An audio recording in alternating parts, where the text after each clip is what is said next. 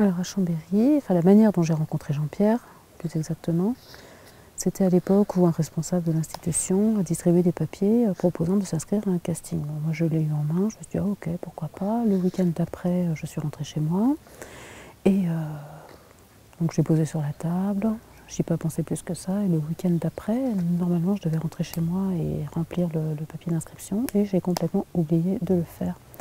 Le lendemain, on était lundi, je me suis rendu compte que la date était passée depuis la veille. J'ai dit bon, bah tant pis, c'est pas grave, ça me donnera une leçon, tant pis, j'avais qu'à le faire. Donc je me suis dit bon, mes amis vont y aller, ça va leur faire plaisir. Et ce jour-là, j'étais à la cantine en train de manger, j'étais au self, et mes amis ont été au casting. Ils commençaient à revenir les uns après les autres, ah ça s'est super bien passé, le réalisateur il est super. Je dis ah d'accord, c'est bien, tant mieux, je suis contente pour vous, c'est super, c'est bien, super, c'est positif.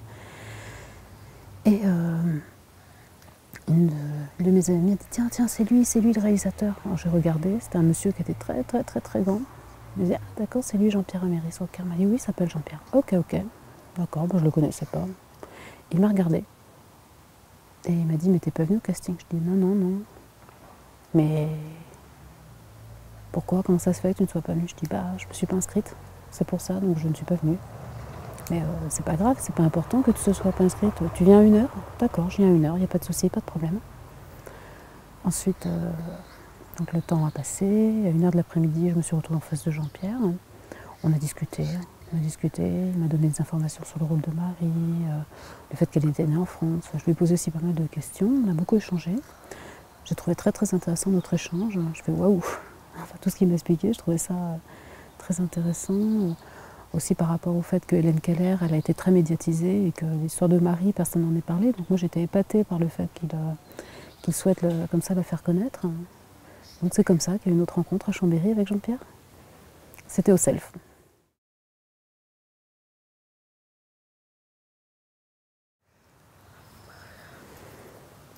Alors, ce que j'aime dans Marie, c'est qu'elle est extrêmement naturelle. Elle découvre tout ce qui est autour d'elle, toutes les choses qu'elle apprend, les signes surtout. Surtout au début, elle est dans la confusion la plus totale par rapport à l'éducation qu'on lui donne. On la force, donc elle est sur la défensive, elle a l'impression qu'on en a après elle, donc elle se défend, c'est normal, alors qu'en fait c'est pas du tout ça. Justement, au moment du signe du couteau, c'est là où elle comprend que, ah d'accord, c'est l'image, hein, que ce qu'elle coupe, ben voilà, les deux doigts comme ça qui font le mouvement, c'est comme un couteau, et elle comprend, et pour elle c'est quelque chose de formidable. Et après, elle fait de plus en plus d'efforts, et elle avance, elle n'arrête pas d'apprendre, elle a envie d'apprendre des signes comme ça, de jamais s'arrêter, de continuer à apprendre des mots, des signes. Et ça, tout ça, c'est en lien avec la nature. Elle adore la nature, c'est-à-dire les fleurs, les animaux. Elle a envie d'apprendre tout ça, elle a envie d'apprendre à les nommer, tout ce qu'elle a autour d'elle et qu'elle aime autant. Donc c'est la nature, c'est une fille très nature. Aussi ce qu'elle aime manger, elle aime la fraîcheur autour d'elle. Bon, c'est ça. Alors par exemple, bon, moi je suis dans la communauté sourde. Marie, elle est sourde aveugle, c'est pas pareil, mais par exemple, si elle n'a pas d'informations, si on ne lui dit pas les choses directement, ben elle se défend. Par exemple, elle est comme ça. Hein. Marie, elle a besoin qu'on lui dise d'abord les choses, et puis après, elle accepte et elle fait.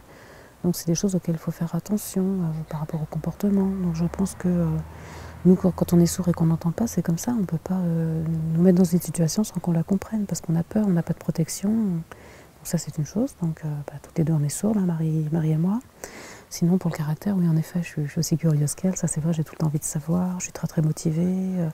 On a besoin de savoir, on a besoin de faire notre petit parcours, on a besoin d'accéder à beaucoup de choses.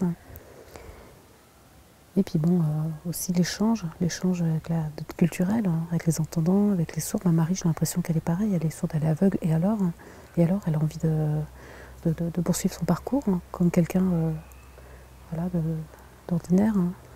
Donc elle découvre ce qu'il y a autour d'elle, dans le groupe de personnes avec qui elle est, les objets, les signes. Elle a très envie, elle est très tentée d'en savoir plus toujours.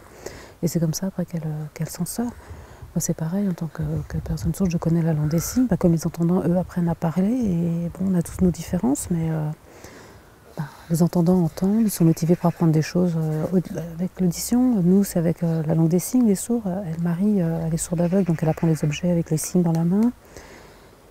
Voilà, c'est ça, à chaque fois elle a besoin aussi de concret, elle a besoin qu'on lui fasse toucher l'objet, et après qu'on lui donne le signe, je trouve ça très intéressant. Mais après on est tous pareils, après je pense qu'au final on est tous motivés, on arrive tous à la même chose. Et moi, vraiment, je lui tire mon chapeau à Marie. Je lui tire mon chapeau de s'en être sortie aussi bien.